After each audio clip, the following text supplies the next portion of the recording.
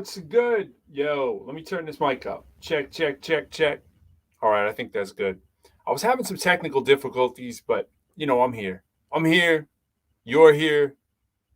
It's it doesn't have the ProQuo banner yet. Let me. It doesn't really feel like really official. Let me see what I can do. Let me see what I can do for you.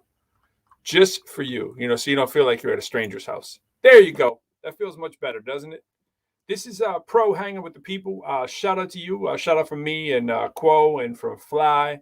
Was talking to Quo briefly today on the text. We'll be getting up with him tomorrow, and hope everybody's feeling well. Got up with Fly last week, as you guys know. We did the New York thing last weekend. Most of you who were checking in, we you'll probably hear from Fly sooner than later. Although I do believe I have to send people a new invite, because what happens with StreamYard, little inside information, is if you go on too long after you say you're going to go on, it's like, nah, you ain't really going on. So it doesn't believe you. So then it kind of shuts you down.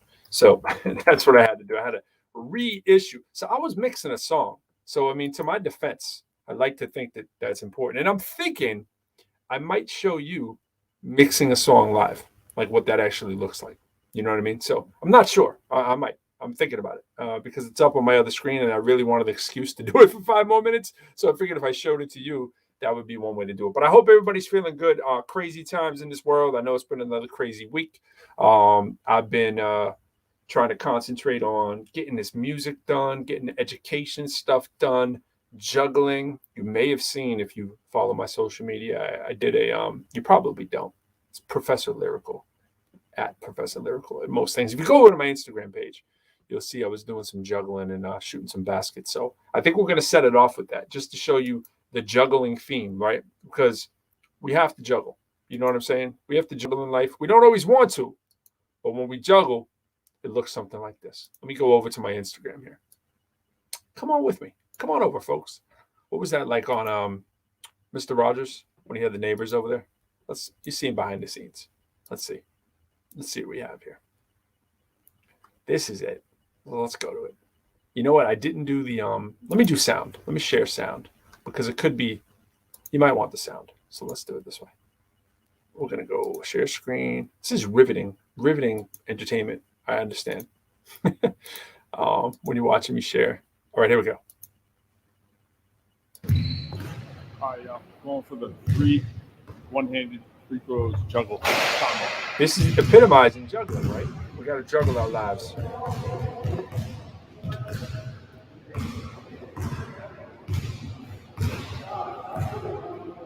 Tree, I know you saw this. You commented.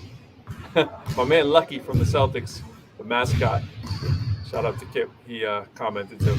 He said, dude, if you get a headset and flow while doing this, this would be a bigger hit. So I had to cap it off with the free throws. Had to use the one hand for the first 2. But the last one, I was like, you know what? I got 2 hands. Let's not be too cool for school. So that's that. So, yeah, it's been a juggling week. You know what I mean? I know you're all used to it. Many of you have 2 side hustles, right? And at some point, you get to a point where the side hustles are so blurred, you don't even know what the side hustle is and what's the main gig. So I understand. So my comments are screwed up. Sorry about that, just because of my posting late and stuff. So I have to wait for certain things to kick in. So some of you can hear me talking about it right now. And so if you go to my page, you can actually comment in there. So if you find mine is facebook.com/Professor Lyrical. But if you're hearing this right now, that means you're somewhere else anyway. So, but that's a good spot to be. So shout out to everybody. I'm getting excited for Celtic season. I'm still, being out here in DC, I'm trying to watch as much of the Red Sox as I can. I know a lot of you are probably doing that as well.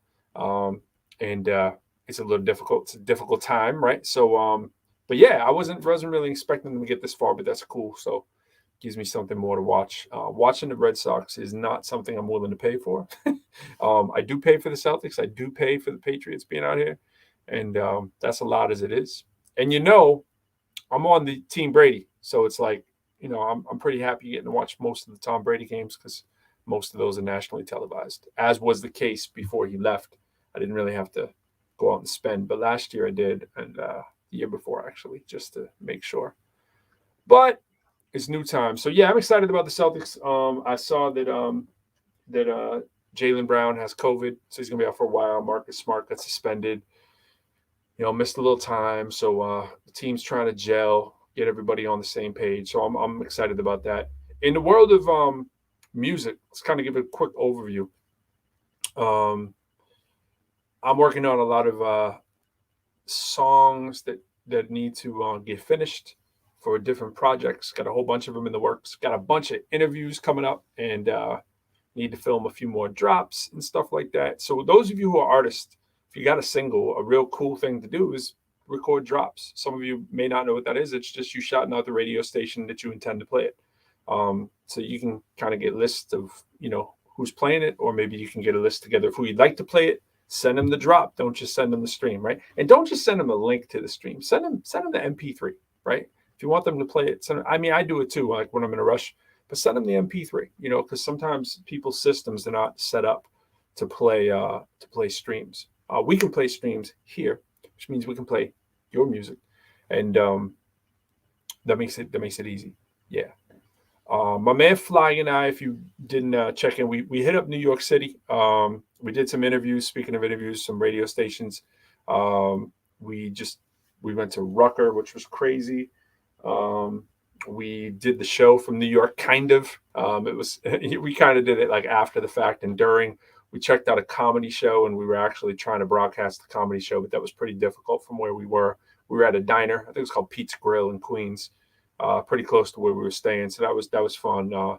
Fly's like, "Is that Dr. J over there?" And we're like, "That's Fat Joe." And over at Rucker Park, which was crazy. I took a turn to get off the expressway that I was on, and I overshot it. And because of it, I was like an exit too high, and I was able to come by Rucker. And I actually forgot what exit Rucker was. I knew it was up there, but and it kind of looked like it from that angle, but I wasn't even sure it was it. I was like, that might be a fake Rucker. And they've redone the court so much. They put a lot of work into it and so forth. So I saw my man up there. He sees me walking on the street. We were trying to front like we were supposed to be, like, in the game or whatever. So I'm walking with records and everything, and happened to get a parking spot like at the park, which is incredible because they were all reserved for people. Somebody pulled out. I pulled in. The police were right next to it. We walked in like we were supposed to be there. And then we started walking in like we were supposed to be there. And I'm about to get in the line, and Fly is like talking, and we're reading this thing. And I'm reading this dedication to this dude. And the dude who the dedication is to for the park, the new way the park is done over, I think his last name is Marius. Shout out to Cordell Marius. So his uncle is that dude. So he was there, and I see this dude that I know. I know from Boston, and he's up in New York. And he's like, "Yo, because you trying to go in?" I was like, "Yeah." He's like, "Yo, let me hit you off at the wristband." I was just about to leave. I was like, "What?" And the place was like sold out and everything. So we were able to just like walk in. So crazy. You might see people, So we checked out Harlem Shake. We tried to go by a few other places. Not every place was open that we wanted to see, but we saw most of the spots we needed to do. And yeah, so that was a lot of good stuff. Talked to a lot of people in the industry. LD was out there doing a lot of, speaking of industry, a lot of stuff for documentaries and books and so forth that he was trying to get filmed. Fly filmed this video, which was cool for the Fly Style Fridays. So yeah, that's the recap. If you missed it, that's kind of what we did. And there's been so much behind the scenes. So many amazing opportunities have come up over the last few weeks for all of us. And, it's Freedom Corner brand making moves or whatever. But that's it. That's it on our end. Other than that, just trying to juggle and try to keep things straight. So I'm going to play for you a very, very, very small snippet of something. All right. So give me a second.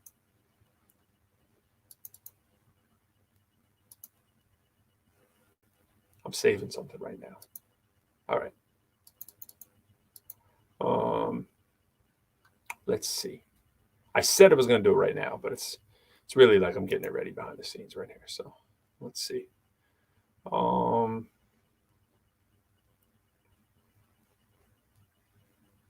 My man running for governor. We had to do the theme song for Mr. Jane. So going to show you a little sneak of that. He likes it as is. I was going to make some edits to it. I still might. So shout out to him. He's running for governor. Shwani Jane, who was up on the show. If you missed him, shout out to Shwani Jane. We're going to play his joint right now. And here it is. Let's see what we got. Yeah. You know what? I'm going to stop it because I'm just not positive that shared sound again. So let's do it one more time. Yeah, it probably didn't.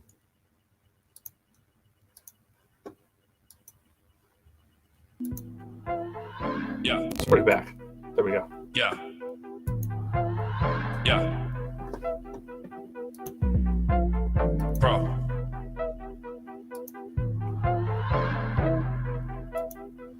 Shwani J.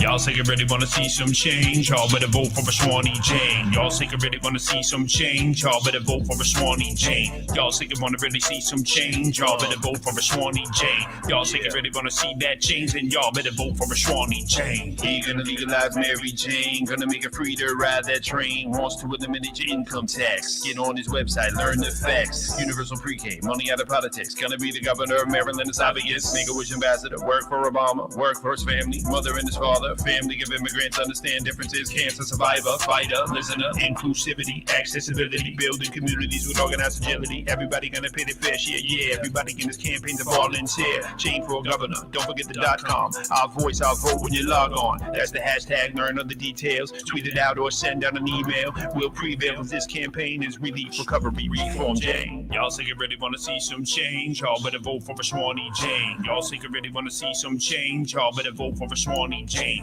Y'all say you wanna really see some change, y'all better vote for a Shwani Jane. Y'all say you really wanna see that change, and y'all better vote for a Shwani Jane. Jane for governor.com. Millennials stand up. Seniors stand up. Marylanders stand up. Inclusion politics, baby. A lot of whispering going on that track. Shout out to Larcy Vegas holding down on the track. So if you're wondering, that's Larcy Vegas. Hit him up, man. He makes beats. Larcy Vegas, Larsy Vegas, like Las Vegas. Yes. So if you need a beat, hit up Larcy. Yeah, good stuff. So on the bottom there, Shwani Jane for governor of Maryland theme song. So that's my man Shwani. He's a good dude. Hope that he wins. And we'll have to rock out at the after party. You know what I mean? Like when the confetti comes down, that kind of thing. Yeah. What else? So the Sox are playing right now. If you didn't know, you should go leave and do that. Don't be watching this if you want to be watching the Red Sox or be taping it. We don't care either way, as long as you get one of them done. And yeah, I was talking earlier too about Celtics got him on. Excited about that. Excited to see Pritchard get some play at the point guard. Other stuff that I want to talk about too. Some people hit me up on my Facebook, and they were asking, someone tagged me, and so let me do the tag that I was tagged in, so you guys can see what you think. If I can find it, let me see if we can find it. Got to find it efficiently. It is right. I'm saying it's right here, but yeah, there it is. All right, let's share it with you. It's about aliens. You know what I'm saying? Let's get the aliens going. Aliens. It's not really about aliens. It's actually just about this. So let me blow this up for you. Mysterious radio waves coming from the heart of the Milky Way baffle astronomers. So some people had tagged me about my input in it. There's like hundreds of people on there talking about, aliens and everything. Radio waves and radio signals coming from space. That's not actually very unique. So just so people know that. So there, it says the radio signal named, I'm not going to read all that, after its coordinates was unique because it started out invisible, then it turned bright and faded away before reappearing again. You can see they're trying to make it unique, right? So they're trying to find something that is unique about this. So the radio signal itself is not, but what they're trying to say is it started out invisible, then turned bright and faded away before reappearing again, said Tara Murphy, who was Wang's PhD supervisor and professor at Sydney Institute for Astronomy at the School of Physics. This behavior was extraordinary, she said. Okay. The scientists detected 6 radio signals from the source over 9 months in 2020 and tried to find the object in visual light, but found nothing.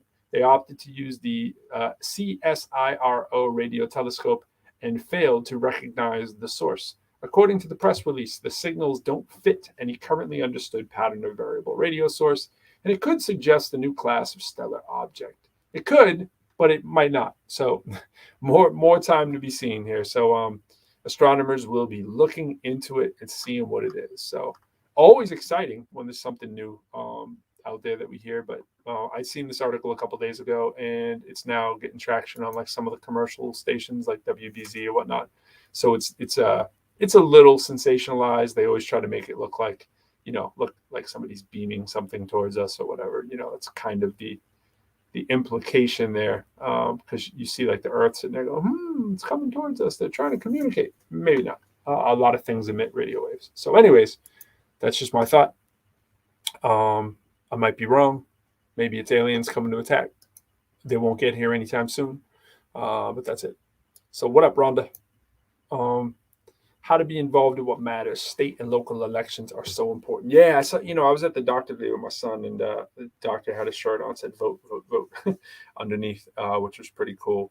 It's a great point. You know why voting matters? Because people are trying hard to stop your vote, right? And they wouldn't do that if voting didn't matter, right? They just say, no problem, big deal. Votes don't matter. If it was all like fixed, right, then your vote wouldn't matter.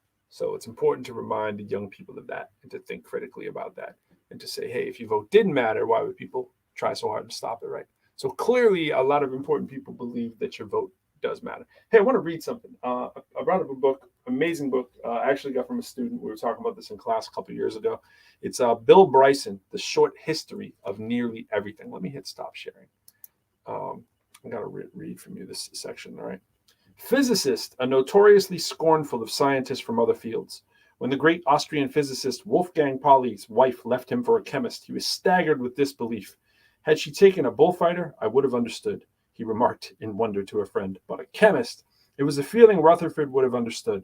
All science is either physics or stamp collecting, he once said, in a line that has been used many times since. There was a certain engaging irony, therefore, that his award of the Nobel Prize in 1908 was in chemistry, not physics. Rutherford was a lucky man, lucky to be a genius, but even luckier to live at a time when physics and chemistry were so exciting and so compatible, his own sentiments notwithstanding. Never again would they quite so comfortably overlap. For all his success, Rutherford was not an especially brilliant man and was actually pretty terrible at mathematics. See why I'm reading it. Often during lectures, he would get so lost in his own equations that he would give up halfway through and tell the students to work it out for themselves. I've been there. According to his longtime colleague, James Chadwick, discoverer of the neutron, he wasn't even particularly clever at experimentation. He was simply tenacious and open-minded. For brilliance, he substituted shrewdness and a kind of daring. His mind, in the words of one biographer, was always operating out towards the frontiers as far as he could see, and that was a great deal further than most other men. Confronted with an intractable problem, he was prepared to work at it harder and longer than most people and to be more receptive to unorthodox explanations. His greatest breakthrough came because he was prepared to spend immensely tedious hours sitting at a screen counting alpha particle scintillations, as they were known, the sort of work that would normally have been farmed out. He was one of the first, possibly the first, to see that the power inherent in the atom could, if harnessed, make bombs powerful enough to make this old world vanish in smoke.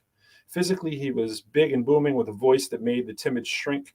Once, when told that Rutherford was about to make a radio broadcast across the Atlantic, a colleague drily asked, "Why use radio?" He also had a huge amount of good-natured confidence. When someone remarked to him that he seemed always to be at the crest of a wave, he responded, "Well, after all, I made the wave, didn't I?" C.P. Snow recalled how in a Cambridge tailor he overheard Rutherford's remark, "Every day I grow in girth and in mentality." So I'm going to stop right there too, but it gets into more stuff that he did. But anyways, Rutherford was born in like 1871, and we think about these people from antiquity as like these super brilliant kind of people or whatever, and it's always good to hear that they're humans just like us, right? So when I was really relating to the fact, like sitting in front of, like, I've been sitting in front of the computer like for a few hours now, many hours now, to be honest, and working on this one thing to try to get it right. And opportunity usually comes from people that are tenacious, who don't quit, who keep going, who keep pushing. And so whether you're good at math, whether you're good at rapping, whether you whatever your thing is, right, the thing that you do, there is no big like God-given talent. That's a myth. There isn't any. Your God-given talent is you're alive, right? That's your God-given talent. There's no special math gene. There's no special rapping gene. There's none of that, right? All there is are people that may have a certain predisposition towards a certain element of one of the things that may be asked to do. So it appears that they have an easier time with it, right? Obviously, we have some physical gifts, right? If we're 6'8", does make it easier to dunk a basketball and potentially play for the Celtics, right? You don't have to juggle and shoot one-handed free throws, right, to get in. And that actually won't get you in. Might get you to be lucky, right? Shout out to Lucky again.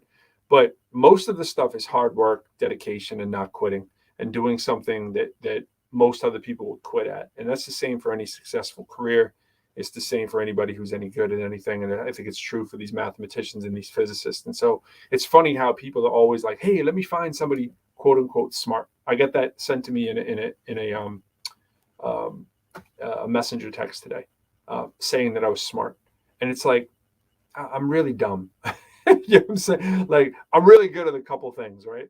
And I'm really good at rapping, right? And I'm good at math. That's about it. That's about where it ends. There's not like a whole bunch of other special talents because I've spent so much time working on those things that there's really not a lot of time to be doing a lot of other things to get to a point of like excellence, right? And so you see a lot of math people. We're talking about this in a couple different rooms and social media apps. We're trying to get to the nature of why math sucks, right? And so the question was, why does mathematics suck? And this was a bunch of people that like math, but what we mean is like, why are there a lot of people that teach it poorly, right? Why is there not a lot of training for mathematics? Why do people leave math? Why do people say, I'm not a math person and leave, right? And then we have a deficit of people, especially underrepresented people, people of color, Black, brown, people in this country who are sorely, notoriously absent from STEM fields, right? Who could be making wonderful contributions. However, we sort of dissuade a lot of populations, especially hard, when there's a whole host of reasons why this happens. And it's what my own dissertation was centrally about. And so it's, you can research why these problems exist. And they're pretty common sense when you get down to thinking like, what are some of the barriers out there that would stop people, especially people that are already underrepresented? What would make the climate some kind of climate that's non-conducive to underrepresented people not wanting to be there, right? And just leave. There's lots of myths out there that, oh, maybe these people don't have the ability, or maybe this group doesn't have it, or maybe this, females don't have it. It's all nonsense, all right? All that stuff is silly. But people believe it because they believe the myth that, oh, we're smart, like out the gate. Like I was terrible at math when I started out. Shocked my own parents when I told them I wanted to go get a math degree. They were like, you want to get a math degree, right? Because I wasn't especially great at it. When I was little, I had some success after being teased and didn't do that well. And then I went on later and, to work at it. But I kind of put that skill down, because it wasn't really all that useful except in the math class or a few things here and there. So it was kind of like a dormant skill. And then when I got a chance and I got interested again in it through economics and understanding ebbs and flows of sort of society and economics, then I got back into it. So that's that. Yeah. And I'm sticking with that story. So there's no gene for intelligence out there. And if you think there is, I will debate you. All right. And here's how I will debate you. Right there. Boom. That's the stream to call into the show. So if you want to come on, and I know who you are, and you want to talk about it, even if you want to agree, you can agree. So that's the information to get in. I just posted it right there. So if you want to come up and talk. What I really want to get into is I really want to talk about, well, there's a few things. There's a few big things I want to talk about. One is, if you're an artist, what are you doing, or what can you do to promote yourself, especially in these crazy times, right? So for all the artists out there, what can you do to promote yourself right now? I got a few ideas, but I'd rather hear some ideas from you guys too.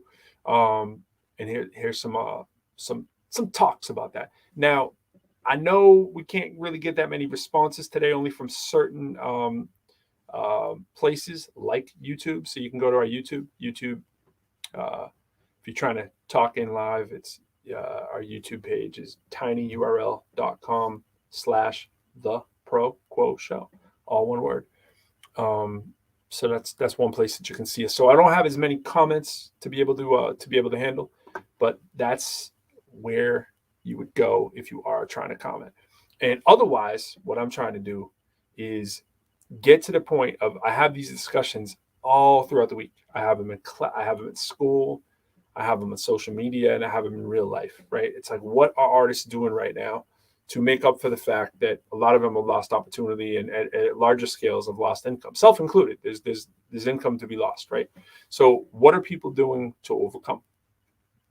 And that's really something we want to continue talking about every week when we come on. We want to have a segment dedicated to helping artists figure out how to navigate these landscapes. So we've definitely adapted. There's been some stuff that we've done. We'd love to share some of that information, but we'd also like to hear what others are doing or hear their questions, and we'd be happy to point them in the right direction too. In the future, we're going to have my man Sin Crawford on. Sin is the CEO of Family and Friends Entertainment. And the way it goes for us with our deal, if you haven't heard it before, is we do through my imprint, which is Dime, Dotted Eye Music and Entertainment, something I started out in Cambridge.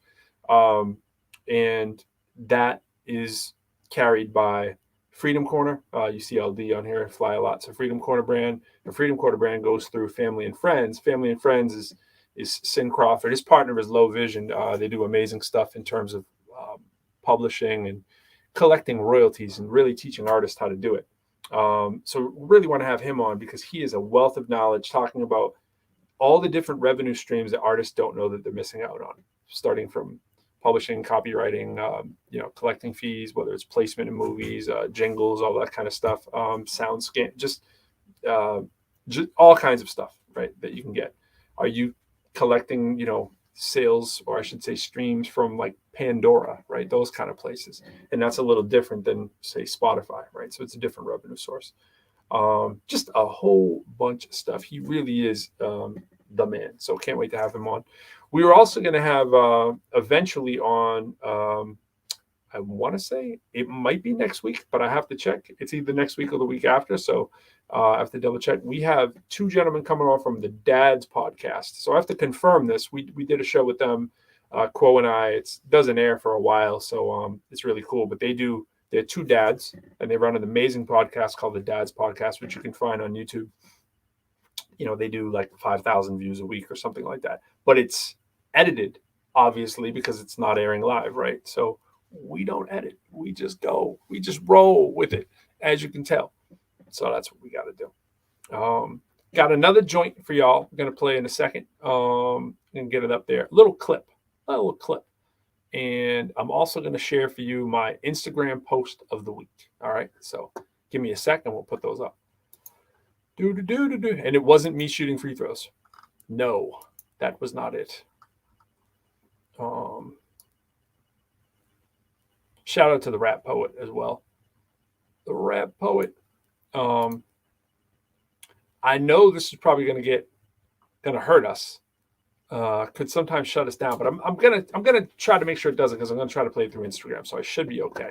So shout out to somebody else coming on the show soon, which is Chip Fu of the legendary Fushnikins. Shout out to Chip. Chip, I know I got to schedule the actual date. I know I'm gonna do that because you are a legend in every sense of the word, my friend. I did an interview recently. Some of you may have heard me talking about it before.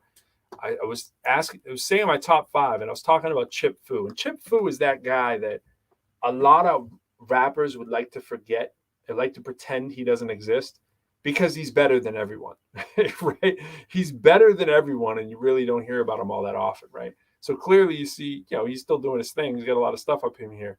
But people, somehow it's out of sight, out of mind, like that he went away or something. Like, yeah, he took a little break. He's back.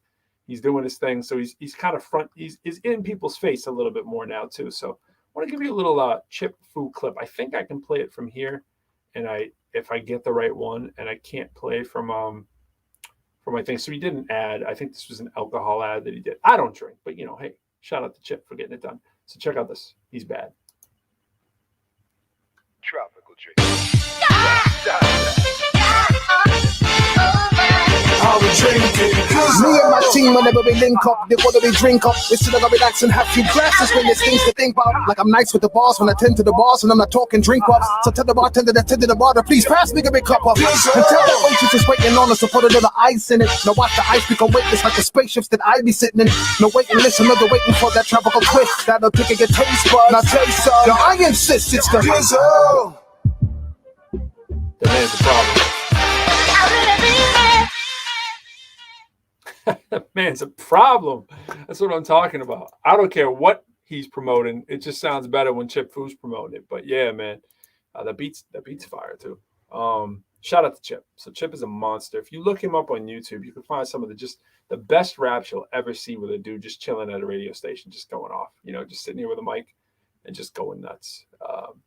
I like to go nuts once in a while, but this man, he starts doing the rhythms. Oh my gosh, just whole nother level. So shout out to Chip Foo. I saw him post that like about a week ago, and I was like, "Yo, that's crazy."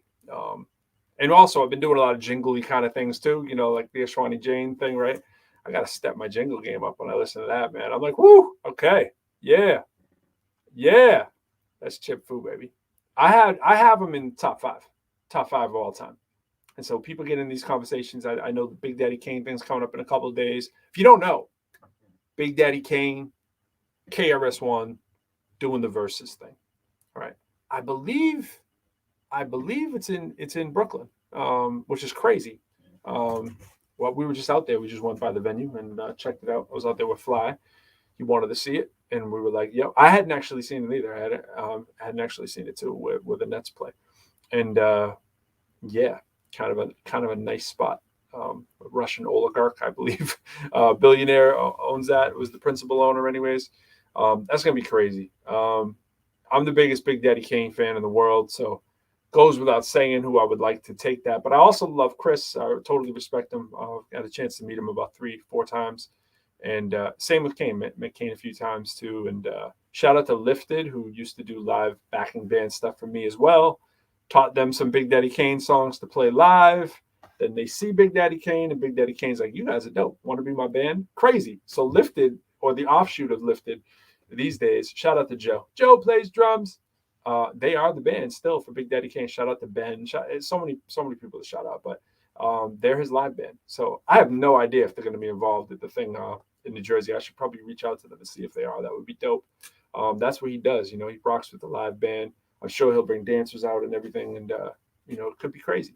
But it's going to be a great show. People are going to be in for it. And KRS-One is a problem live. He's an incredible live performer, but so is Kane, you know, and it's probably arguable who has more hits. Kane has done a lot of sort of feature things that people tend to forget about, not to mention the Symphony, which is one of the most classic songs of all time, of course. They're both on Self-Destruction, which is kind of crazy. I wonder how that'll play out. And there's just so many when you just read the discographies and see the songs that they have, and you're just like, wow. But I mean, KRS has just some certified, absolute, all-time hip-hop classic bangers, you know. And Kane has, you know, certified classics as well. But I would actually say, and keep in mind, Kane is my favorite artist, if not the favorite artist of all time. He's one of my top three, probably is on any given day. I might move him to second or third just because I'm talking about someone else, but giving them some shine because I'm such a Big Daddy Kane butt swab. But yeah, Kane's songs aren't as like household as probably The Bridge Is Over and those kind of songs. But you know, Ain't No Half Steppin' is one of the greatest hip hop songs of all time. So there you go. Yeah. So that's what I'm saying. P.S. Perkins, what's up? What's up? I can actually start to see some of these comments now, so that's cool. Let me put that one up there. Almost makes me want some. Almost, yeah, no, that's what I was thinking when I saw the ad too. I mean, it was done so well that I didn't even care what the thing was. I was like, yeah, I don't drink. But that's how you sell a product. He's just a master craftsman. That's all there is to it. I really want to play his video, but it'll shut the show down because it's on YouTube, and they'll just shut down the whole stream. So I can't really do that. I'm not really going long anyways, only going to 10 o'clock, but because you see I'm flying solo. So, and I got things to do. So I'm just trying to say hello to you before we get our popping show out next week. What does it say there? P.S. Perkins in the house. You got it. Missing us. Yeah. Shout out to P.S. Perkins. P.S. Perkins is on Final Fire. You know, P.S. Perkins, you should come on some of the interviews that we're doing. We're doing a let me see. Let me read the dates. Let me read the dates because I never remember anything. So let me get some of this up right here. I'm going to tell you live. We're using this now as like text. We are going to do. Let's see. This is real live time. Is it? Are you just like me? Everybody, you have like so many social media things you don't know where the thing was posted, right? I have no idea. All right, so let's see. All right, so they're going to play Final Fire on October 24th on a certain radio station. And I'm doing a little promo for that, actually. And we're going to do an interview. Oh, now I have to check the email about when the interview is. The interview is, well, let's see, shall we? So, P.S. Perkins, I'm doing all this just because I want you there. Let's see.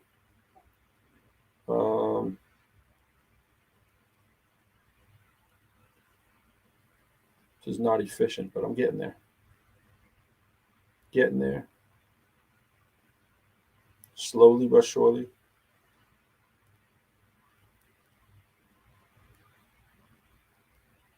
All right, I think I got it. So that's 9 o'clock, October 24th. But I'm not sure. I think that might be West Coast time. So I have to double check. So it's either 9 or 6, but I can tell you soon. And yes, that's 9 Pacific, so it's 6 Eastern time. If you're around, you should jump on the call. I can get you a link to it as well. I don't know what your schedule is, but and then there's also a conference call we're doing, and that would be cool if you were there too. We can get you involved in some of these too. So if you're so interested. Because as you know, P.S. Perkins is on the end of the track. She's holding it down with the spoken word. You know what's funny? I did a track today too, and it has a spoken word at the end. But I did the rap and I did the spoken word. So and I did the hook. I was singing on the hook kind of. So it was interesting. You know what I mean? But yeah, Gary, I agree. The KRS lectures are crazy. KRS-One is definitely an interesting dude. I have nothing really negative to say about KRS-One. There's a lot of KRS-One haters. I get it. I get the people who it's not he's not your flavor. You know what I mean? I get it. As he talks like an academic professor sometimes, and you know how they can be. And he's like, I'm thinking of, he postulates a lot, but he's dope. And he can just go on a train of thought. He doesn't need notes. He just goes on and on and on. He's a wealth of information. The guy is a well-read machine. Let's just say that. Shout out to Freedom Corner and P.S. Perkins. If I can, I know I will. You bring us all. Set me up. Cool. Yeah. And if you're looking for the video, P.S. Perkins, I don't forget, there's 2 videos out there of it. There's the self-generated one from the Sony Orchard. And then there's the one that we posted through our page. If you go to tinyurl.com/the ProQuo Show. And it doesn't matter which one you play. I'm just letting you know that there's 2 there. So one of them has a few hundred plays, and I think the other has like a few thousand. I think the Sony one has a lot less, probably like 10 times less, because that's the auto-generated one that we don't really promote as much. So that's good to know. Yeah, good to know. Gary, this is a funny thing, man. I've done about 120 college shows and / lectures, and where I perform and rap at them. And I patterned those off of some of the stuff I saw KRS-One do early. One of the first shows that Fee and I ever did as Excalibur was a college show that KRS was at. Learned a lot from his stage show. Just learned so much, right? Then we did a show with him again at the channel. We did a show with him again at Holy Cross in Boston, Worcester. And he filmed a video for us too. We lost the video too. We had a video with, this is just one style out of many. And he's there doing it with us. He's like, this is just one style. He's so cool. Did all that stuff. But watching him speak, I didn't really get a chance to do that early. I'd only see him perform. But, he'd stop his show and talk. And that's something that I do. I perform, and I'm always like trying to interact, right? Trying to find out where people are at, and trying to make them interactive. I play them for like my people and stuff like that a lot. Like I don't really have that many of the videos. I probably only have like 12, but because it's usually just me going there, and a lot of times I roll dolo and there's no video person to stay cheap and competitive. But his thing, like I saw that in an early age, and I was like, yeah, I could picture myself doing that. And so I've kind of patterned a lot of what I do after him and Chub Rock, who I saw at Harvard when I was a kid. I saw him talking about having a master's degree and speaking at Harvard, and I thought that was incredible. And I was like, yeah, what's a master's? So I was like, I need to figure out what this master's thing is and figure out how to get one. And no joke. So I thought that was cool that a rapper had a master's. So there you go. And I don't know why more rappers don't try to present and speak. You don't have to have a master's to speak. KRS-One has no degree of any kind that I know of. It's just what you're about, right? How entertaining it can be and how informative, and any combination of the two. So that's really it. So yeah. Shout out to Freedom Corner. Freedom Corner is the brand. Freedom Corner been putting in that work. Jay putting in that work. There's a lot of J's in our world. There's like 3 J's in the Freedom Corner brand world. But shout out to them. Hit me up with a instrumental bed to a beat that M. Dot had produced for us, and we used that sort of foundation to create something new that was in that same vein. So M. Dot and Legendary doing the production of the music. LD, of course, running point on a lot of those things, and we've been doing the rapping and the mixing of it today, and that's going to be in a movie. So I just signed the contract yesterday, so we got a movie placement song, so that's really cool. Really great people. Shout out to all of the people that I've got a chance to meet over the last few months in the placement world, in the sync world. Those can be like from like $1,000 to like, $1 million, or as people like to say, $500 to $500,000. So that's all about the relationships and just meeting people and doing what you say and working hard, and those little details, like we're reading in that book earlier, like doing the boring stuff. There's a lot of boring stuff with that too. That's not so much shine, but it's good stuff. And that's, that kind of answers one of the questions we were asking earlier. What are artists doing to kind of, make up for that revenue sort of shortfall? Oh yeah, I said I was going to play a song. So speaking of which, I made one for a pitch, but it was over $200,000, and the song actually got accepted. That I submitted doesn't mean it's going to be in the movie. This is a different one, and shout out to all the people that have been helping us with that. And it just got in the door, so meaning it was submitted from the agent who sent that in. Meaning like, yeah, this fits the bill. I could see this getting placed. So that's the biggest hurdle. You have to have somebody who's willing to present it, and then whether you're talking directly to the director, like I'm doing on the one today, or whether you're talking to a music supervisor, sort of a middle person sometimes between and then scoring folks, and there's just so many people, but so many people involved in that world, and we're really at the tip of the iceberg of doing that. But if you write fast and you have good producers around and stuff like that, that is a great way for artists to make up for the fact that you can't really do many live shows right now. But what you can be doing is you can get a relatively cheap setup like this, the microphone like that. That's a decent microphone, sort of a soundproof setup, and or at least pretty close to soundproof, and with a little program skill, or you can do some stuff that is probably a decent quality, as a lot of you I'm sure do. But think about trying to get yourself in the sync markets. It's a lot of work in terms of meeting people, and they have to, believe in your ability and have somewhat of a track record and just a decent personality. I don't think you need any of those things. I think it just helps. So that's that. Reading some of these comments here. Sending love on Indeed, man. Gary, thank you. Pro salute to you becoming a teacher. Oh, thanks. Appreciate it. Or should I say professor? Yeah. Here's a quick thing on that. Like, there's no a teacher's a teacher, right? The level you're at, this is one of the things we're talking about why math sucks.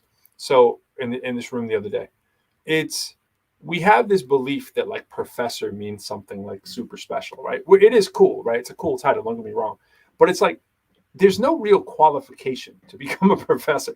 Like people think that there's some like, whoa, it's higher than teacher, so there must be.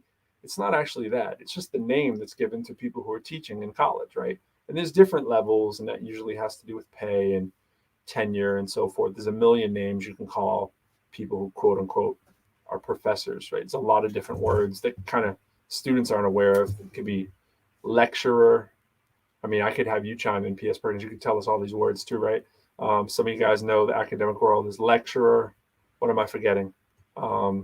Harvard is hilarious when they want to use the non-tenure track words, especially when they're trying to use current grad students. They'll call them, I just forgot the word.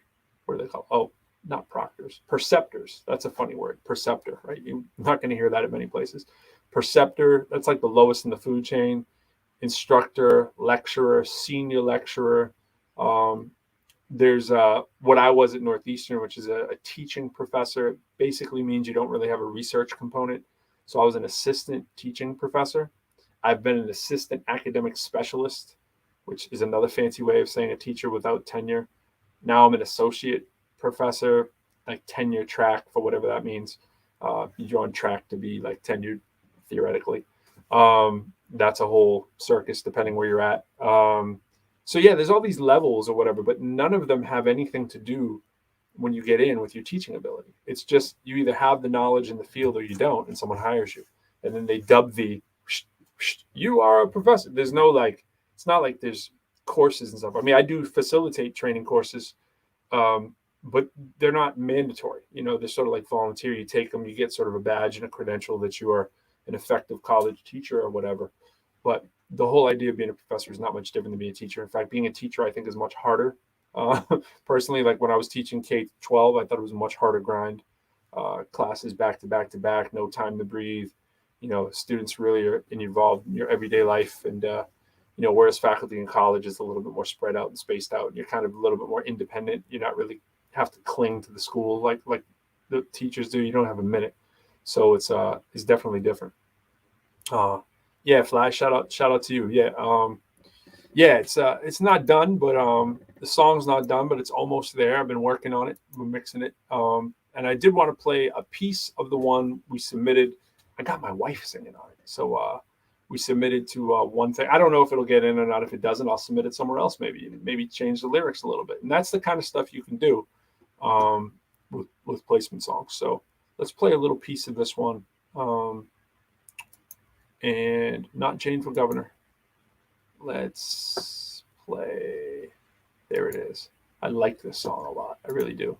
So the call for this song was very basic. There was only a couple of details given. That means like the brief for it just said a couple things. And I wrote to that the same day and submitted it the next day. And, you know, hopefully it gets in. If it doesn't, no harm, no foul. It was fun making the song. All right. So here we go. And that's the attitude you have to have. You have to be cool with, just like math, you have to be cool with quote unquote failure, right? Not getting the gig. It's all right. You do the next one. As long as you like it, it's not a big deal. This one's called Greener. It's me featuring Love Jones, which is my wife. Professor Lyrical, Love Jones.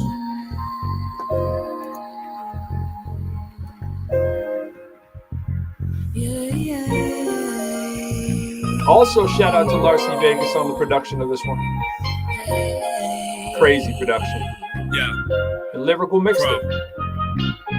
We know the other half, how they live bubble baths. A life in luxury, comfortably with no troubles had. I always wondered, had I lived on the other side, would I be the same me or some other guy? When I was a kid, I kicked that ball up high over the wall, but overall I was scared to say hi. Scared of what I might find and who I possibly meet. On the street, head down, I used to stare at my feet. Now I found my swag and I ain't scared to compete. Now I'm all about the bag whenever I'm tearing these beats. Fans in the seats, they come and see me lacing my cleats. Since they've all been over the wall, it's like my call is complete. Promise to keep my word and speak my positive peace. Since I know I was totally honest, all I've wanted to be. Just the best I can be, so ain't nobody have to wonder why. So somebody else can find it greener on the other side. It's always greener on the other side. Yeah. It's always greener on the other side. Greener. Oh, greener. Yeah. It's always greener on the other side. Sure is. It's always greener on the other side. Greener. Oh, greener. Listen, it's cause and effect. Y'all can load the cards in the deck, but you can't fool fate. Gotta show some respect. You gotta respect that everything we thought was correct was possibly wrong. That's why we show songs to perfect. It's hard to accept that all we are is dust in the wind. Because as a kid, we always felt that's in the wind. So now if we lose, think it's just paying our dues. Stay faithful, cause we ain't got nothing to prove. Life is fate-filled. Each and every choice we choose, stay grateful. Humbly keep making our moves. Awake when we snooze. Organizing thoughts and our dreams, switching perspectives, cause everything is not as it seems. It seems every bad thing is good in disguise. So I stay patient, don't hate or despise. Despite what I may think, I'm keeping my demeanor. Even if when over the other side is still looking greener, baby. It's always greener on the other side. Sure is. It's always greener on the other side. Greener. Yeah, Oh, love greener. Jones, baby. It's always greener on the other side. It's always greener. It's always greener on the other side. Yeah. Greener. Oh, greener.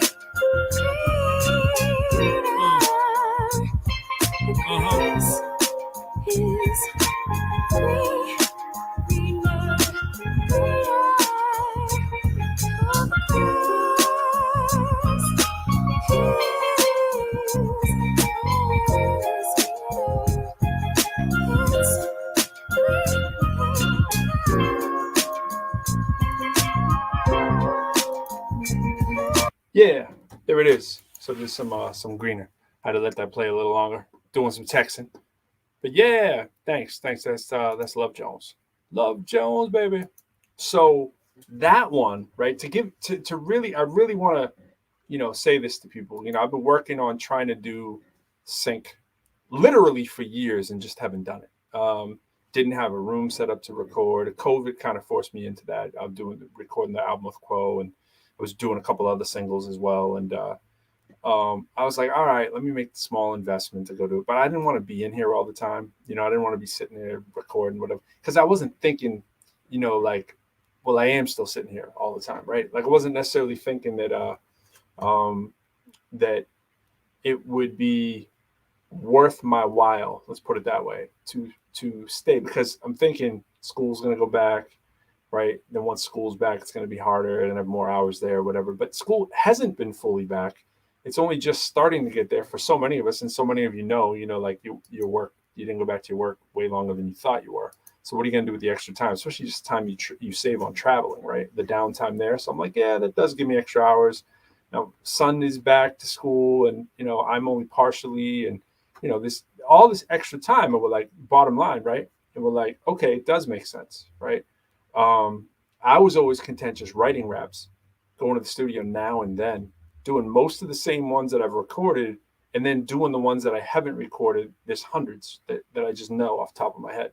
Like I have thousands of songs memorized. It's so hard to just remember which ones I have unless I write down the first word of them all. So many of them I just don't perform, right? So I just write all the time and have been writing for like 30 years. So it's also automatic for me to write. Like I wrote the rhyme for this one I'm doing today. I mean, I wrote it in like 10 minutes, and it's not to say I'm being cheesy with it. It's just that like anything, you get better at it the more you do, right? So now what I really want to get across to people is that, like, even though I'm just at the tip of the iceberg, we're really just starting this. There are people who've been doing this stuff for years and they live well, placing songs in movies. So the question becomes, why aren't we telling more artists about this? I've been saying it for 10 years and really haven't been showing improving either until, this forced me out of my shell. The first thing is, do I really want to record over, beats that maybe I'm thinking in my head aren't as cool as the ones I want to record on, because most of them had samples, right? So I'm like, you know what? The next album I do, I said this when I made my last album, I said, I'm going to do no samples. And sure enough, we did the ProQuo album, and we still had about 5 or 6 songs on there that do have samples, but we have enough of them that we're able to say, hey, check out this song. Maybe you can get this one placed, or get in the door to have another one there. And we're really trying to continue down that conveyor belt of thinking. And so from a label standpoint with LD, we talk about it all the time, and Fly, and really a lot of our producers that we work with too, like, hey, if you guys, I got other artists in the wings that are vocalists, singers, performers that I've worked with for years. Some of who I think are some of the best artists I've ever heard in my life. And we're just like, imagine if we joined up. You know what I mean? So why aren't more artists doing this? What do we have to do to get more artists to do this? Because I think a lot more people would be eating well if they kind of committed to it. Speaking of eating well, I think that's LD. LD, you in the building? My guy. Man, I always forget you in the link, man. I forget you're not a messenger guy. So then I look at my phone and I'm like, oh man, LD. We had such a crazy week in NY, man, that my phone is so full, believe it or not. I can't even download Messenger on it. I got 2 new ones today, so I'm gonna make a transition real soon. I'll send you my new joints, but yeah, man, I can't even download Messenger, man. That's how much we got going on. But what's up, man? Absolutely, man. Absolutely. I can't keep up with all the I've always been kind of like that. Like I've always I have to, like, it'd be like lunchtime or something, and I'll say, let me go sit down. I get excited, right? On a Tuesday, I'll say, let me go sit down and go through my actual messages, right? And that sounds kind of weird, but it's like what happens when you have 7 different accounts, right? And you live multiple lives, right? You do the music thing, you do the whatever we do, we all do multiple things. You know what I mean? In this day and age, and so it's crazy. And I don't know how people can do it and stay so FLY. I just don't know how they can do it. Oh, hey, look at that! Look at the coincidence. Bro, you already know it's a juggling act. Oh man, it's all about the juggling, baby. I did the juggling for you, man. I put the juggling video up there for you.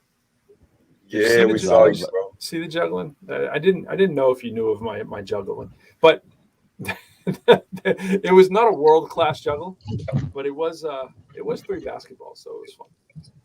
So, Impressive. I didn't know you had juggling. I didn't know you had juggling. I knew you had juggling skills, but I didn't know you had juggling skills. You feel me? It's funny. My aunt, I don't know if you saw the comment. My aunt hits me up, right? And she hits me up and she goes, "Oh, I didn't know you could juggle." And I'm like, "You bought me the juggling balls." So it's my aunt bought me a little set of colorful juggling balls when I got my first apartment. She was like, "Oh, this would be a bachelor gift," and she got me. It's my mother's youngest sister. She got me these, and so I sat there and I just juggled every day. I was like, "Oh yeah, let me figure this out," right? And I had really huge ceilings, and I was like, I'll probably be okay at juggling. I get the general idea, and I didn't get it the first week. I was like, what am I doing? And I just put them down, and then I was like, you know what? I'm sitting down today, just like I was talking about emails. I'm sitting down for 20 minutes, and I'm figuring this thing out. And then I got it, and so then you just gotta crack the code, and everybody can juggle.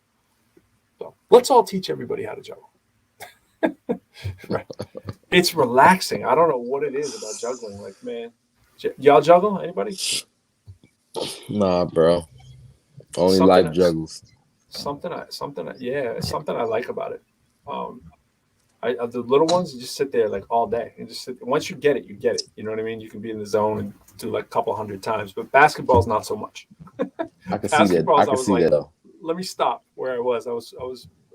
I had my luck. I was like, let me shoot these in. But you made your free ones though. That's all that matters. That's right, man. I'm up to about 20. I'm up to about 21 handed that I can do, and I can do about 50 with 2 hands before I miss on a good day. But sometimes, I'll get to like 15 and then I'll miss. I'm like, and then what I do is I start doing one-handed because I have my elbow sticks out when I shoot a lot, but when I do one-handed, I remember to keep it in. So I actually probably shoot a little better, I think, with one hand, and then if I do it, then just touch the other hand, then I feel like I can get them in for a lot. But does not translate to my game though. Does not necessarily mean the game is as strong as the free throws. So that's all I'm saying. Bro, I'm thinking like you really full court pressing it out there. Then when you go on to the gym. It's at the school, right? No. That video that I did was just at my gym. My gym is at the end of the street. It's like 300 meters down, and it's open 24/7. 24/7 has a full court basketball court. So you can never get on the court though, because there's like 300 people there at all times, except when I'm there in the morning or really, really late at night. So if I'm there at like 7 in the morning, then yeah, it's me. I actually walked down there with 3 people on there. I was like, come on, are you serious? And I thought they were going to ask me. I thought they were going to ask me to play. I was like, please do not ask me to play 2-on-2. Can't you tell I'm busy and I need to juggle? and shoot one-handed free throws. I mean, can't you see I have priorities? You know what I'm saying? So, Fly, man. Priorities. You Talk heard what to LD me. and I were talking about, man. Just trying to keep it all straight. I feel like at the time when we were in New York, it was like we were spending so much time trying to go through our messages and contact people, right? Like that's right? It's a new phenomena for me. The first time I've ever been to New York where I spent so much time realizing that I don't actually have the real phone numbers of most of the people that I know. Just know people on social media, man. Yeah, bro. And if they're not there, it's like, what do you do? You know what I'm saying? It's like, and then everything comes after the fact. So there's like a gazillion messages out there. Hey, missed you, blah, blah, blah. Let's do this interview. Let's do this. You know, it's like, okay, thanks. Would have been That's cool. usually how it goes. Did a few more while we were there. Technology, man, has ruined us, man. It's got us. You remember when you used to have to memorize phone numbers? Yeah. And or some recently I just noticed that time when your favorite show was on and you and your sister or you and your brother or your best friend was in the crib watching TV and your favorite show was on, but you had to go to the restroom or somebody had to go get the snacks and the juice. And you could hear them screaming from the living room, "It's back on!" And you darting, you jumping over the couch and everything. And now you just pause it. Yep. There's no adrenaline associated with today's television. You miss the adrenaline that's added to it, and the idea that you can't watch 24 episodes in a row if you want to binge on. There was no binging when I was growing up. I don't know if I'm mad at that. I get what you're saying. I can hear the pain in your voice. You know what I'm saying? I can hear. I'm just not sure that I like. Here's the thing, right? I love things that do save me time. That feel like I'm cheating life, right? And so, being able to rewind and fast forward, and watch the highlights of a football game, for instance, right? Like watch the whole game condensed and just watch the offensive team play. I mean, these kind of things that like I would have paid big money to do when I was a kid if it existed. So I would have rather not had that experience and been born right into this generation. I'm telling you, man, I'm good with but that. I can feel the time saving aspect. You know, I feel that. But pausing it don't necessarily save you time. You know what I'm saying? No, pausing doesn't. But it actually, what I do though is when I miss something, like when I'm teaching or watching a video or something, I'll be like, "Oh, what did he say?" And I tell my students all the time, "You can put me on pause." You know, like so you recorded my video of me doing some crazy math or whatever. You're like, "What did he say?" Pause me, right? Yeah. And I catch myself. I said this on a show once. I said I catch myself trying to stop the radio in my car. You ever done that? Try to pause the radio all the time. It's no pause, bro. It's like it ain't there. There's no. But why isn't it? Why isn't it? Why is there no pause on the radio? Yeah, I find myself when I finally do turn on the tube, bro. I find myself because of these new features. I find myself taking 45 minutes to watch a 30-minute show because you do miss stuff. Yeah. Because your mind goes somewhere else. You just end up rewinding and you watch it again. What did I miss? And you pause it and you go do something. You come back and the show is just right where you left it. So yeah, part of it's jealousy. Yeah, part of it's jealousy that we didn't have some of the luxuries that they have in today's generation, but overall, man, I was excited, man, about next week. I was excited about the following week, man, to catch my favorite episode of, whatever it was I was watching. I'm excited about Big Daddy Kane and KRS-One in the versus battle. Bro, why that didn't happen last weekend?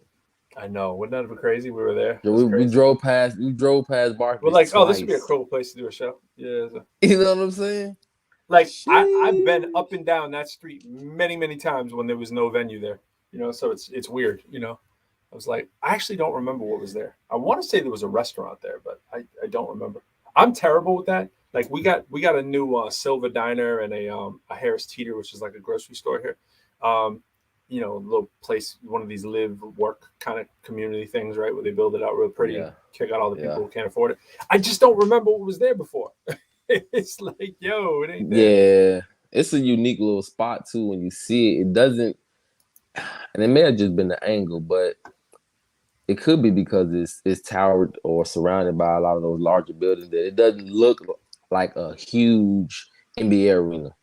Yeah, but shout out to Jeff De La Rosa and Al McFarlane. Shout out to Al McFarlane. He's a legend. Al, if you're watching, I told you got to get on the show. Al has one of the longest running Boston hip hop shows. It's called Sweetie's Entertainment. He's doing stuff for years down at BNN. Just amazing stuff. And the vault he must have, it's got to be crazy. Shout out to him. Sorry, man. Didn't mean to cut you off.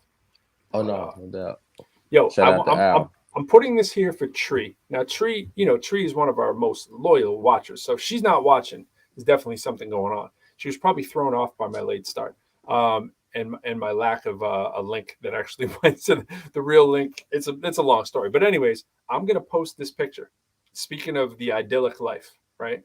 Talking about these new live, eat communities. And I'm going to post this picture. And I'm just going to post it for the people. And this is going to help Tree because I know someone's going to know. It might be you, Fly. Little game here. So we're going to post this picture. And we're going to see what I'm posting. There it is. And you can see Tree's comments over on the right-hand side of the paper, right? You can see this? No, barely. But she said, beautiful picture. What is it? And I'm like, oh, can't tell you. I'm like, nope. She's like, why can't you tell me? I'm like, nope. Why does this look familiar? Probably does look familiar. I don't know. There's probably something. Maybe I've showed it to you before. I don't know. I can't tell you, but there's something special about that. Where that is or something about it. Just something unique about that. And I don't know who's gonna know. I know LD is coming back in the building, so let's see. Maybe LD knows. LD, any idea what's going on in this? Blow it up, bro. Make it bigger. All right. Because you making me feel like it's something in the details now. It's not really in the details. No, I'll tell you. You don't really have to. I mean, it's sort of. I mean, this in a way, but there's nothing you have to like really squint for or anything like that. Yeah. Anyone know? It's because it's obvious. No, someone's gonna know. It's gonna be obvious to someone, but it's not gonna be obvious to. It either is or it isn't. Right. So I'll wait to see who can figure out what that is. I have no idea. There's no hints. There's no clues. There are none. Yeah, you get no clues. I mean, you could read the original post where I said to her over here in the comments. I was like, no, there's something about it. It has something to do with popular culture in some way. Does it look gentrified? Well, it certainly does look gentrified, doesn't it? This might be the ultimate example of gentrification. But you know what it is? If you look here, did you notice, like, obviously it looks like it's on a hill, right? And there's the city behind it, right? I see the city behind it. Right. I see the hill. What's interesting is this is a cul-de-sac right there. And it's like up at the top, yeah. They got their own little cul-de-sac. Yeah. But they got the tree, they got everything, Shout out the tree. I'll just gonna leave that there for a little bit and see if who knows. So we gotta put some money on that. Be like, whoever knows wins $1. Bro, that's a lot. That's to me. It's so much context in that picture, man. There is. It's an amazing picture, though. What it represents is amazing too. In some ways, in other ways, it's terrible. I'm only saying that to make it confusing. I'm sure exactly. It's working. It's working. Absolutely. So what's new, man? What's good? What's up, man? Of course, working with L, man, trying to come up with a reason or excuse, man, to drive down to New Orleans. Oh, okay. Yeah, man, and try to get something popping, man. But of course, I'll let him talk about that when he's ready. But man, I have found myself, we were talking about all last week, man, just the dilemma I had as far as career move. Yes. And so, man, it's just got harder to make a decision. Don't be talking about that on a public show, man. You don't want to be get yourself in trouble. You know what I mean? No, man. You don't want the word speaking. I'm keeping it vague. You're a celebrity. You know what I'm saying? Can't be letting them know. I'm keeping it vague. Just decision is. That's been the week though, bro. That's been the week. I figured it was in that bubble, man. It's just been going back and forth. I've been back and forth between places. Similar for me, by the way. Just certain things going on that I have to inform you on. Yeah. So that's been occupying me mentally all week long. But of course, with the newness, with the gig, professionally, still learning some stuff, trying to kind of feel my way. We got that additional 40 employees, man. And so that's a challenge, man. And I was gonna ask you about that too, man, because I know work environments or workplace culture has a lot to do with the stress level or just how you approach your job every day. And so just, I wouldn't say a lot like being a teacher, but you know, when you walk in as a teacher, you know, everybody's kind of looking to you, you know, for direction, for guidance or whatnot, and it's kind of everybody's attention's on you. So I can imagine like that's just probably, it can be overwhelming for some people. You know what I'm saying? When a group of people has your undivided attention for a length of time and they're hanging on every word that you say. And so for me, being pulled in 100 different places, man, it's everything that I imagined I was going to hate about it. Hate's a strong word, but that I felt was going to be stressful about it.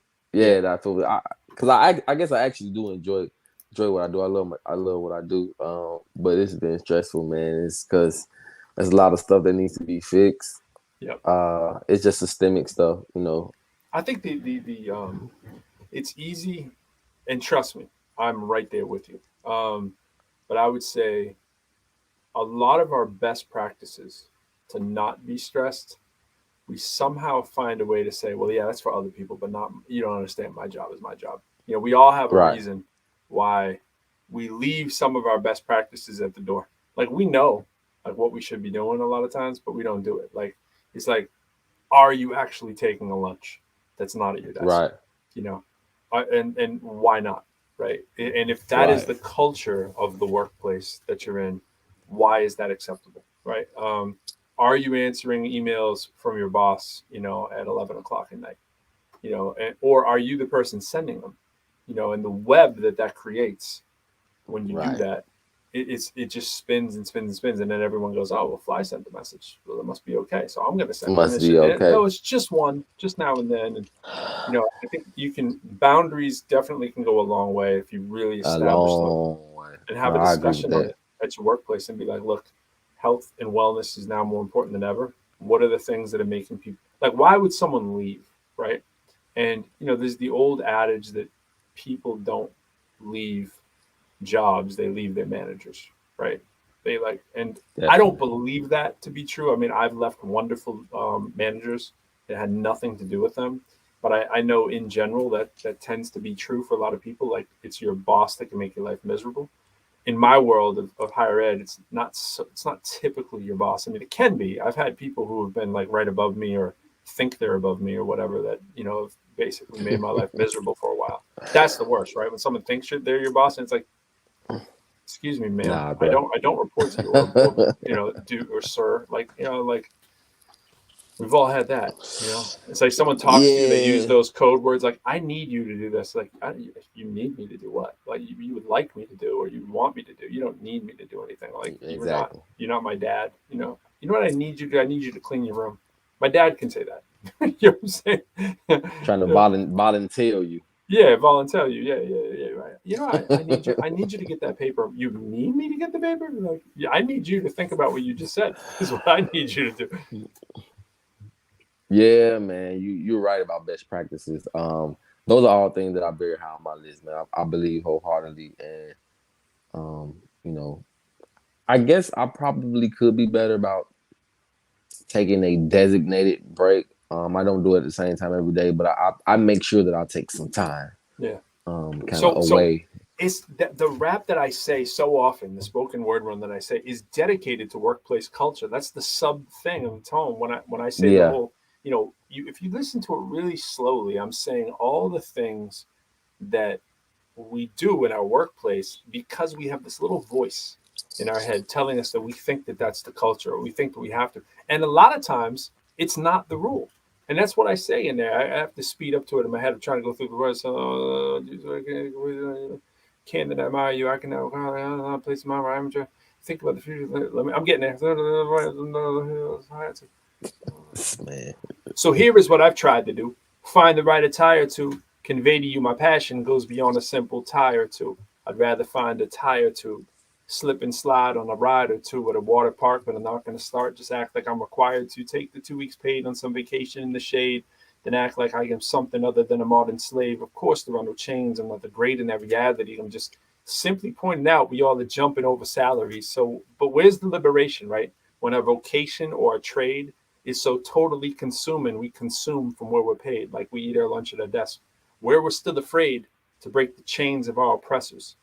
And it starts for me each day when I place my chain upon the dresser, right? It's these dress code things that we think we have, right? Will I reach for something boring? Or, I say, well, sport coat and the sweater, right? Like, will it be the snapback and the Jordans or the, like that's the whole line that I say, right? Because every day I want to wear the snapback and the Jordans, but maybe I should go with the sport coat or the sweater.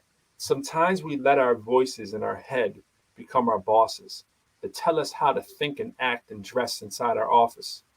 The point I hope I'm making is the bondage can be mental, and it trickles down to rappers choosing words and instrumentals because we act like we're compelled to follow rules and make decisions based on policies and codes that oftentimes were never written, just to fit inside a mold that we have cast upon ourselves, some cookie cutter template that we bury on our shelves, burying our souls inside a shell of our true selves that we rarely show to others for fear of losing wealth.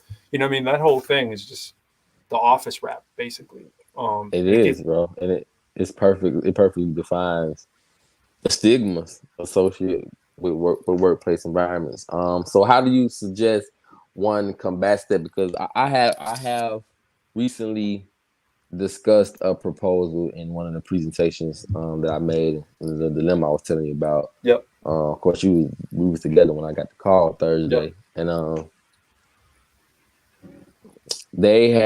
I've seen cultures where people are, well, I don't want to say people, but just the culture in general. They want you to feel enslaved, subjugated at all times. And sometimes I feel like that's a mistake, but it depends on a group of people that you have.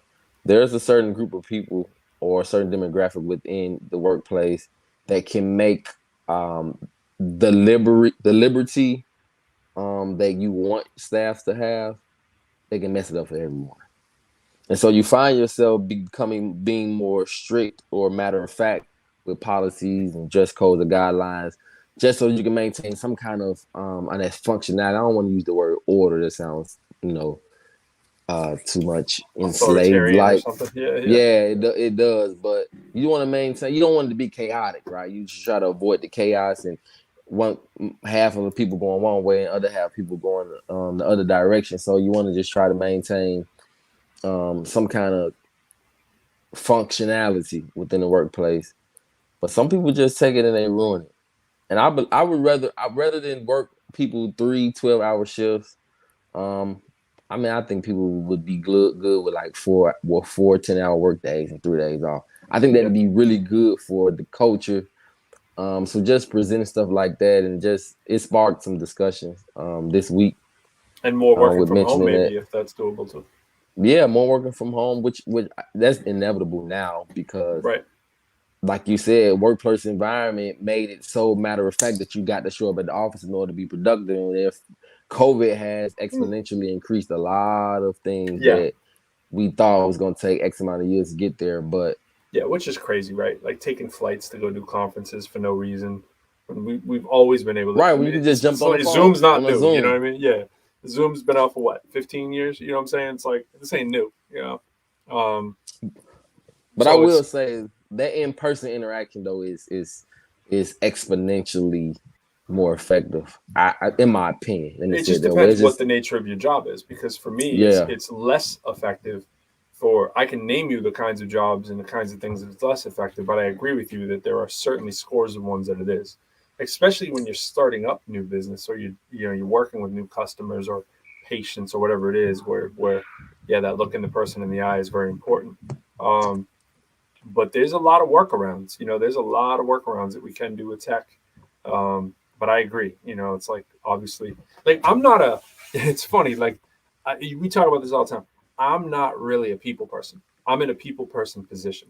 And all the time, bro. I'm much rather leave me alone is really like the ultimate. Like I don't mean that I don't like the people that work with is cool, but I don't want to meet strangers. Like I'm not a meet stranger kind of guy, right?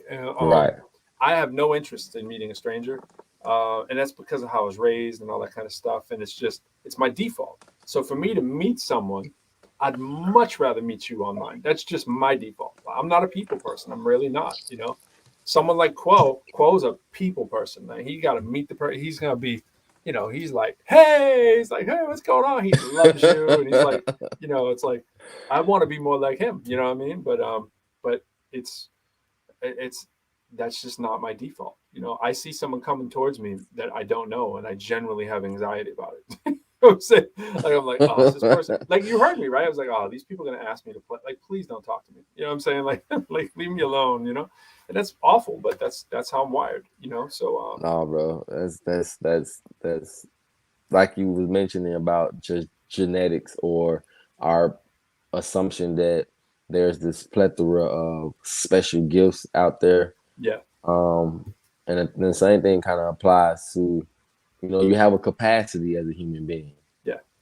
And so I believe every day, every decision, and I hate to make it sound so exact or precise, like, life's that technical, because it's not that technical, you know what I mean? But I believe because you have a capacity that you have to be selective about how you distribute that capacity. You know what I'm saying? And just like a basic Instagram photo dump, like you prioritize like these pictures. All right, I'm just gonna do something with them because I had to make room for something else. And so for some of us, in order to be effective in this area, whether it's, artistically or professionally or whatever it is, you usually have, I don't want to say insufficiencies, but you usually just reserve that energy or that time or that capacity in other areas. And it might come from your social life. And so I believe it's all necessary for us to be the person that we're, purposed to be. Yeah. And just being around you and watching you function like iRobot, you're fine. I don't see how you have time for us. See how you have time for a social life. You know what I'm saying? I'm serious, man. I always feel the same way too. It's just like, and for me, it's just the occupancy. Like, I have a huge family too, so it takes a lot of my time. Really, honestly, I can go 24 hours a day and have something to do and not have a job. It can just be, I can just be specifically focused on my house, my wife, and my kids. And you're good. Because the size of my family, and that will occupy a whole day, every day. And so then you want to try to add other stuff to it, like a career, a passion. You know what I mean? Gym routine. It's just like I can't do everything. Something's going to have to. So I'm just not going to be this extra social person. This is actually why for years, my antisocial self not wanting to do any kind of group stuff. I did X-Cal. My best friend Phoebe. That's about as much as you're going to pull out of me, right? Like, working with somebody who's like your friend first, right? We were friends before we were making a rap group, right? So that makes sense for me. But we had multiple members in that group, all who were friends. And I don't like moving parts and I don't like variables. So, pun intended, being a math guy. A math. No, I don't. But I eliminate variables. If there's a variable, I can get so frustrated. I've been working on these kind of songs and these things or whatever. The more people I have to deal with, that it's like, oh man, now I got to wait for this. I got to wait for that. I got to wait for this. I got to wait. There could be 15 people on one track that only has me on it. You know what I'm saying? Because there's like licensing people, there's directors, there's beat makers, there's people who, made a part of the song, or there's someone who had a video idea and you were trying to sync it with it. And then there's label people. And it's like, man, these are like, if I was just all of those people, I could just get it done really fast, right?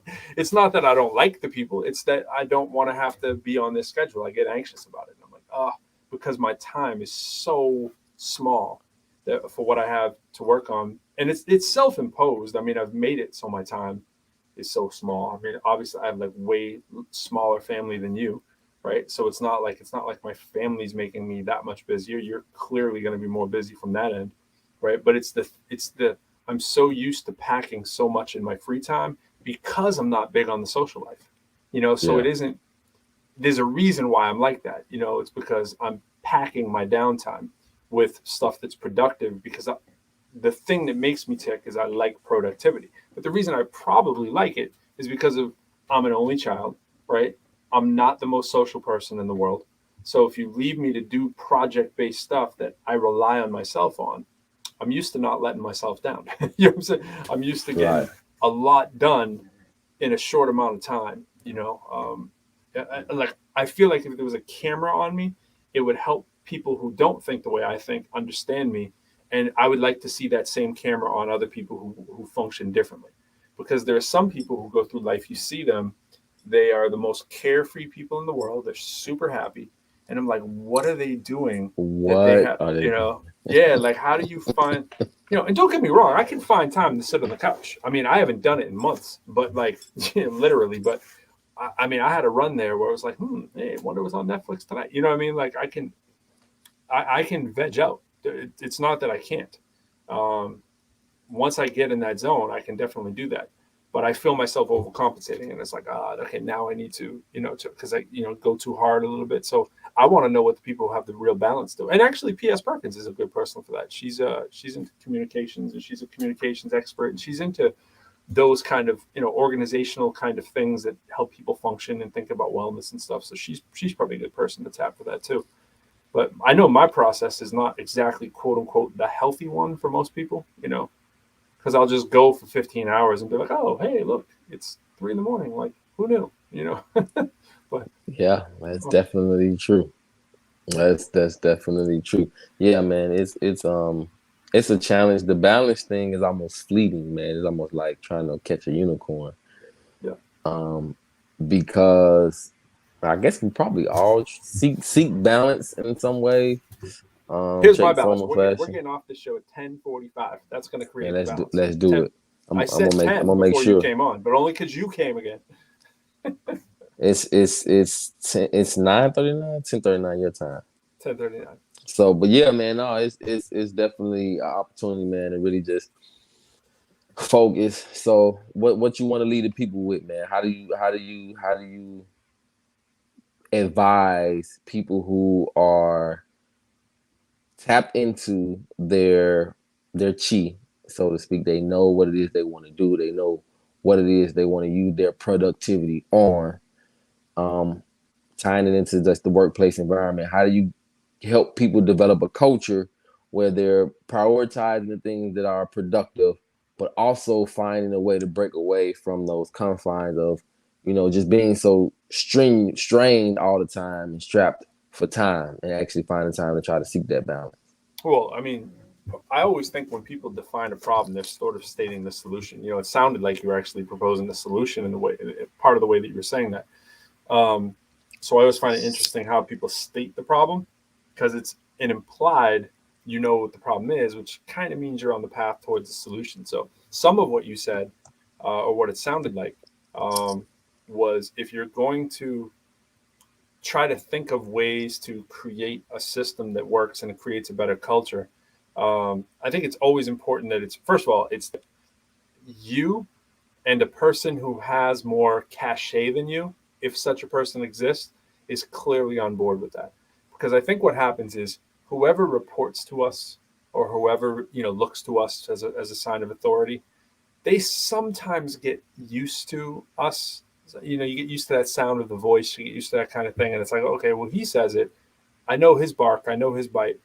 What about somebody else saying it? You know, and I don't mean threatening. Like, I'm saying, if you want X to happen, like a great tactic in higher ed that we'd use is that, you know, if I say this one a lot to people I work with that are in faculty development, is if you're in faculty development and you want to initiate something to happen and you want to change the culture, I'm a believer that the best way to do it is to do it and get the involvement of the most higher up person and have them kind of sort of on the hook. In other words, like if you want to implement wear your wild, wacky school spirit shirts on Wednesday, a great way to do it would be to take that picture with the president of the college, right? And be like, hey, look, it's me and the president, and I got on my t-shirt. And then you're posting that up and you're like, hey, Wild Wednesdays, right? But you got to get some kind of consent, right? You got to get some kind of approval or whatever.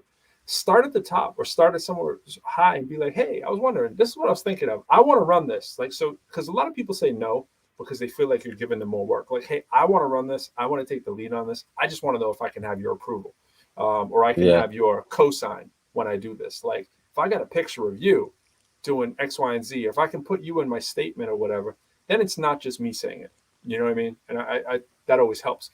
Other thing I would say is that if you're gonna start with policies, that you ask other people, meaning like the person who initiates the policy, you were worried about looking too authoritarian, right? So don't do a survey, ask people, do a little quick survey monkey or whatever it is that you need to do, or just a Google Doc kind of thing, and ask people about the kinds of things that you're thinking about, and then it's not you acting on your own authority, it's the will of the people, but I mean, you are kind of leading that in one direction. So it might be that you're creating the survey, you have some influence. So you're going to say something like, if work culture, day or whatever, and you're like, these are things we want to address. Should we have a 1 hour lunch? Should employees be taking an hour lunch? I don't know if you have a half hour, an hour, or whatever it is at your place or whatever.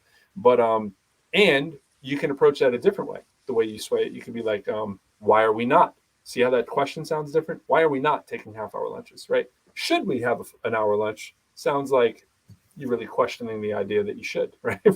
from a negative connotation, right? So I think the way that we position a lot of those things are important. As most statisticians would tell you, or survey designers, you can certainly sway the way that we want people to at least think. And I'm not saying that in a deceptive way. I'm just saying if your issue is X, you're not going to ask a question that doesn't get to that. You're going to ask a question that addresses it. And the way that you frame it kind of tells a little bit about what you're thinking. And people aren't, like clueless to that. People are going to know when they're responding.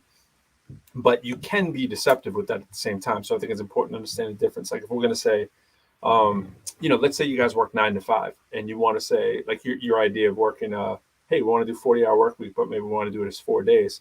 A deceptive way to do that would be something like, with the clear stresses that have been added on to personnel's work weeks, we're aware that the 9 to 5 schedule is perhaps not ideal. I mean, that sounds like you loading the question, right? It's like who's we? Like who's we? Who's we? Right. Yeah, right. But if you can make it a little bit more mundane and still achieve the same thing. You could say there are alternatives to the 9 to 5 work week.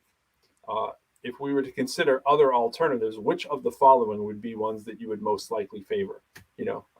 That still says you're trying to do it, but it doesn't say that you're condemning the other thing or whatever. It's just like, what are the options that you want to do? Would it be a weekend? Would it be longer days? Would it be like the fireman schedule where they almost sleep in the office, that kind of stuff? But I just think surveys work well. And I think that asking for buy-in or getting buy-in, I mean, you can do a guerrilla tactic too. Like that one I was talking about, I'm using it very real because we're trying to get a photo booth at a PD event. And this other school was talking about it. And I was like, yo, where do you put the photo? Like, do you have the Instagram page?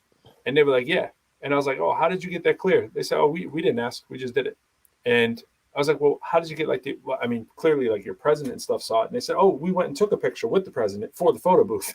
And they were like, we posted the picture of the president. So now nobody's going to ask. They're like, hey, the president's in the picture. Great tactic. Right? It's like, it's really kind of hard to say no when the president's like, I'm cool with this. Right. So a lot of times it isn't that they're against the policy. It's that they don't want to be the person who has to go do it because they don't have the bandwidth. If you're going to run and do it, then they'll be like, hey, yeah, I'll even take a picture with that. That's an extreme example, but there's lots of things like that we can do that we don't really need to go make it a big deal when it isn't a big deal. It's just that someone needs to take the initiative and do it. I think we probably need a combination of things depending on the situation. Like who creates casual day at your work? Like if there isn't one, who's that? You could argue that's no one's responsibility. It's just someone comes up with it and everyone believes that, because this guy said it, it's the rule. Yeah, there's potential for that. But I would say that we have a human resources VP that's designed that particular person. It usually falls responsibility. His responsibility is to make sure that he engages the resources of people that works in there. So through all kind 46. Of measures and stuff like that. So it works good, man, to have people. I'm all in on buy-ins. I believe in getting the survey of the people. If they feel like they're personally involved in the decision being made, you get a greater buy-in. especially if it's some of their idea, even if it's not their entire idea, but just a fraction of their idea being implemented into changes always helps a whole lot. So, but no, that's good stuff, man. I need you to stay on the line. We're gonna get rid of this show, but we're gonna stay here. So don't leave. I'm gonna end the broadcast, and I'm gonna have you stay right there, sir. So signing off. Shout to the people. We love you, but you can't stay. All right. All right. We got to go home. It's another one in the bag. We out of here, and we'll see you same ProQuo time, same ProQuo channel. All right. Yeah. Peace.